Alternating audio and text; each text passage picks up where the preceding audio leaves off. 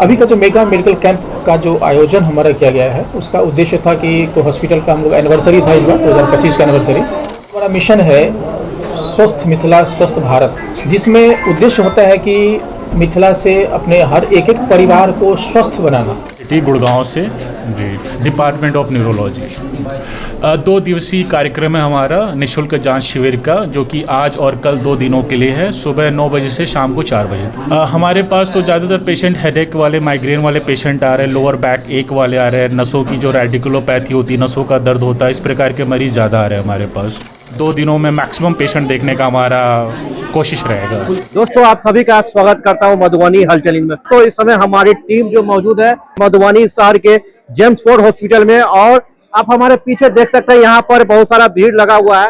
तो आप सभी को जानकारी के लिए बता दूं कि यहाँ पर जो भीड़ लगा हुआ है लोगों का, यहाँ पर फ्री मेगा मेडिकल कैंप लगाया गया है जेम्स फोर्ड हॉस्पिटल की तरफ से। गुड़गांव का जो प्रसिद्ध हॉस्पिटल जिसका नाम मेदांता मेडिसिटी ग्रुप और जेम्स फोर्ड हॉस्पिटल के तत्वाधान में यह फ्री मेगा मेडिकल कैंप लगाया गया है, जहां पर यहाँ दूर दूर से मरीज आकर के आप लाभ उठा रहे हैं।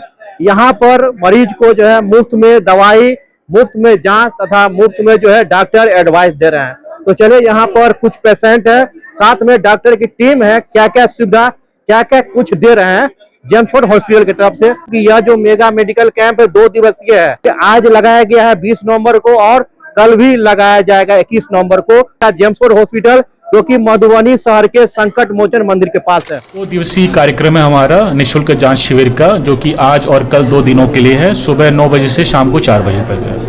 हमारे पास तो ज़्यादातर पेशेंट हेडेक वाले, माइग्रेन वाले पेशेंट आ रहे हैं, लोअर बैक एक वाले आ रहे हैं, नसों की जो रेडिकुलोपैथी होती है, नसों का दर्द होता है, इस प्रकार के मरीज ज़्यादा आ रहे हैं हमारे पास। आज मल्टी डिसिप्लिनरी कैंप लगाया गया है, जहाँ पर अलग अलग डिपार्टमेंट के डॉक्टर आए हुए हैं, जिसमें से न्यूरोलॉजी, गैस्ट्रोएंट्रोलॉजी, पेट संबंधित बीमारियाँ उनके डॉक्टर हैं, ऑर्थोपेडिक्स जो कि जोड़ों और हड्डियों के डॉक्टर हैं, इसके अलावा जनरल फिजिशियन हैं, गायनेकोलॉजिस्ट हैं, महिलाओं की विशेषज्ञ डॉक्टर, एंड कार्डियोलॉजी हृदय रोग विशेषज्ञ डॉक्टर है। जांच के साथ साथ दवा भी दी जा रही है क्या? बिल्कुल, दवाइयाँ निःशुल्क हैं यहाँ पर, और मैक्सिमम हम कोशिश कर रहे हैं कि पेशेंट की सारी दवाइयाँ जो यहाँ पर उपलब्ध हैं उनको उनमें से ही प्रेस्क्राइब करके उनको दवाई दी जाए।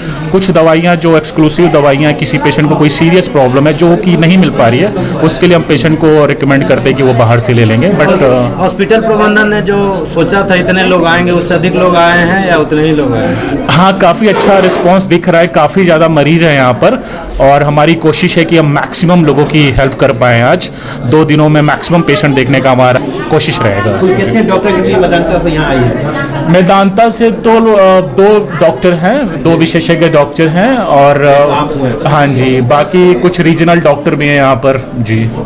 क्या लग रहा है मेदांता हॉस्पिटल के यहाँ आने से जो है स्वास्थ्य जो सुविधा मिला यहाँ का इम्प्रूव होगा? बिल्कुल इम्प्रूव होगा। डॉक्टर नरेश त्रिहान सर जो कि मेदांता हॉस्पिटल के ओनर हैं, उनका मोटिव यही है कि लोगों को क्वालिटी ट्रीटमेंट पूरे भारत में, पूरे देश में प्रोवाइड की जाए। इसी कार्यक्रम के तहत हम देश भर में अलग अलग शहरों में जाते हैं, और वो लोग जो हॉस्पिटल आने में सक्षम नहीं है उनको हम उन्हीं की सिटी में आकर के इस प्रकार की सेवाएं दे पाएँ, ऐसी हमारे नरेश त्रिहान सर की कोशिश रहती है, मोटिव रहता है। मिथिला में आकर कैसा लग रहा है, कैसा अनुभव है? बहुत ही अच्छा लग रहा है। सबसे अच्छी बात यहाँ की मेरे को हवा लग रही है, एयर क्वालिटी, क्योंकि हम लोग दिल्ली और गुड़गांव में रहते हैं जहाँ पर हवा काफ़ी पॉल्यूटेड है।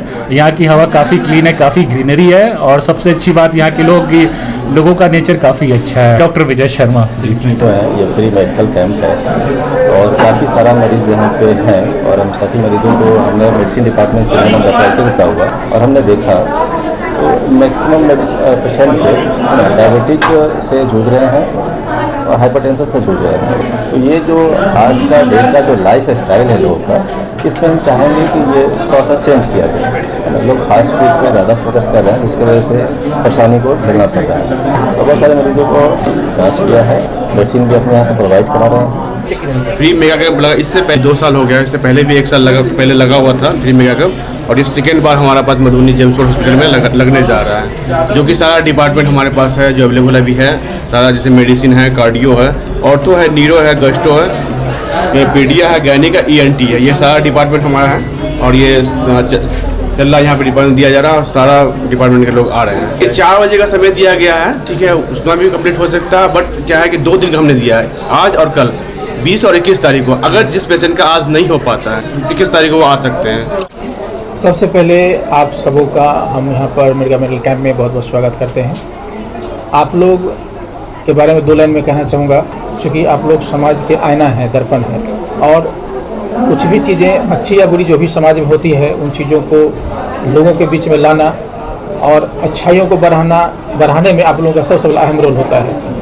इसीलिए अभी का जो हम लोग का एक शुभ कार्य जो हम लोग करने जा रहे हैं, जो अभी हम लोग का चल रहा है, उसमें आप लोगों का जो रोल है उसके लिए हम आप लोगों को बहुत बहुत धन्यवाद देते हैं। अभी का जो मेगा मेडिकल कैंप का जो आयोजन हमारा किया गया है, उसका उद्देश्य था कि कोई हॉस्पिटल का हम लोग एनिवर्सरी था इस बार 2025 का एनिवर्सरी, एक वो मौका था, और दूसरा था कि जो हमारा मिशन है स्वस्थ मिथिला स्वस्थ भारत, एक भाव है इसके पीछे, एक मिशन है इसके पीछे छुपा हुआ, जिसको हम इस अवसर पर एक छोटी सी शुरुआत हमने की है, जिसमें उद्देश्य होता है कि मिथिला से अपने हर एक परिवार को स्वस्थ बनाना।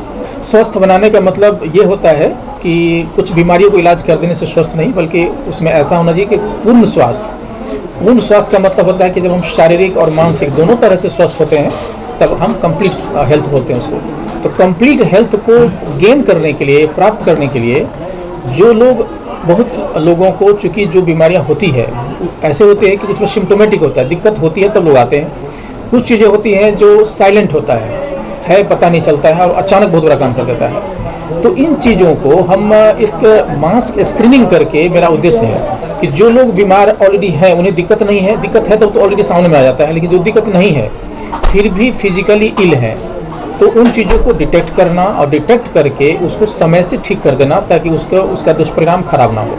और दूसरा, जो अभी बिल्कुल ठीक हैं, उन्हें किसी प्रकार की परेशानी नहीं है, उन्हें भी उन सारे रिस्क फैक्टर्स को आइडेंटिफाई करके रिमूव करना, हटा देना, रिवर्स बैक करना, जिससे आगे किसी प्रकार की समस्या उसको ना हो, कोई बीमारी ना हो, जिसको लोग प्रिवेंटिव पॉइंट से बोलते हैं। तो इसके लिए फिजिकल हेल्थ के लिए हम लोग मेडिकल साइंस और मेंटल हेल्थ के लिए स्पिरिचुअल साइंस, इन दोनों चीज़ों का एक समावेश करके पूर्ण स्वास्थ्य को हम लोग प्राप्त कर सकते हैं। इसीलिए मेदांता मेडिसिटी गुड़गांव से हमारे कुछ टीम आए हुए हैं जो हमें सहयोग कर रहे हैं इस कार्य में, और हमारे अपने भी टीम है, तो दोनों टीम मिल करके हम लोग एक छोटी सी शुरुआत की है इस अवसर पर, ताकि हम सारे परिवार को स्क्रीनिंग करके और उसमें उन चीज़ों को आइडेंटिफाई करके पूर्ण स्वास्थ्य का जो हमारा मिशन है उसको प्राप्त करने की दिशा में एक छोटी सी पहले एक कदम। जी सर, ठंड का समय चल रहा है, मरीज किस तरह से अपनी देखभाल कर सकते हैं? क्योंकि देखा जा रहा था कि ब्रेन स्ट्रोक और हार्ट अटैक का चांस में बढ़ जाता है। बहुत बढ़िया प्रश्न है आपका।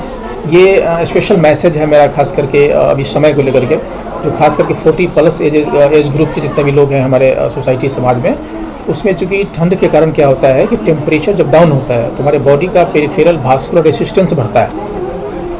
बढ़ने का मतलब कि पूरी सिकुड़ता है, उस कारण से बीपी बहुत अचानक हाई होता है। तो उस कंडीशन में कभी कभी किसी को गिरने चक्कर आ जाएगा, कभी कभी आ जाएगा, किसी को सांस फूलने जैसा लगता है, कभी हम चलते तो हकमते हैं, इस टाइप का फील होते हैं हमको। कभी कभी इस तरह का सिम्टम नहीं होता है और अचानक ब्रेन के नस फट जाने से ब्रेन हेमरेज हो जाएगा, जो जानलेवा कभी साबित हो जाता है, जानलेवा खतरा हो सकता है। हार्ट में इश्मिक अचानक अटैक हो सकता है। जिनको पहले से हार्ट डिजीज है, वो जैसे मैंने किसी को कंजेस्टिव हार्ट फेलियर पहले से है, किसी को DCMP है, किसी को हार्ट फेलियर का पेशेंट पहले से है, तो उन चीज़ों का एपिसोड रिकरेंट होने लगता है। तो कहने का मतलब ये हुआ कि अभी ठंडा के समय को ध्यान में रखते हुए कम से कम अपना ब्लड प्रेशर, अपना शुगर, और पहले से अगर कोई दवा खा रहे हों ब्लड प्रेशर का, तब भी अपना BP कम से कम 15 दिन या महीने में एक बार जरूर चेक करें और उसको कंट्रोल रखें। लोग ऐसा सोचते हैं कि BP का दवा तो मैं खा ही रहा हूँ, ठीक है, लेकिन वो चेक नहीं कराते हैं। होता है कि BP दवा खाने के बाद भी जो पहले कंट्रोल रहा करता था, ठंडा में आने के बाद सेम डोज खाते रहते हैं और BP बहुत हाई हो जाता है, पता नहीं चलता उन्हें, और अचानक हार्ट फेलियर या फिर ब्रेन हेमरेज, इन सब चीज़ों के कारण जान चली जाती है। तो ये प्रिकॉशन हमें रखने की ज़रूरत है, जो खास करके 40+ एज ग्रुप में है। 40 से जो नीचे ग्रुप के जो लोग हैं, जो यंगर ग्रुप हैं, और ख़ास करके जिनके फैमिली हिस्ट्री है उनका, अगर डायबिटीज़ का, हाइपरटेंशन का, ऐसे लोगों को भी कम से कम एक बार अपना 6 महीना पर कंप्लीट प्रोफाइल करा लेना चाहिए, ताकि उन चीज़ों को हम रिवर्स बैक कर सकें तो आगे चल के वो चीज़ ना हो जाए। क्योंकि अगर फैमिली में किसी के पेरेंट्स में अगर हाइपरटेंशन है, डायबिटीज़ है, तो इसका जेनेटिक इसका कोरिलेशन है, क्योंकि इसका जो होने की जो संभावना होती है 4 से 6 टाइम्स ज़्यादा होता है उस फैमिली में।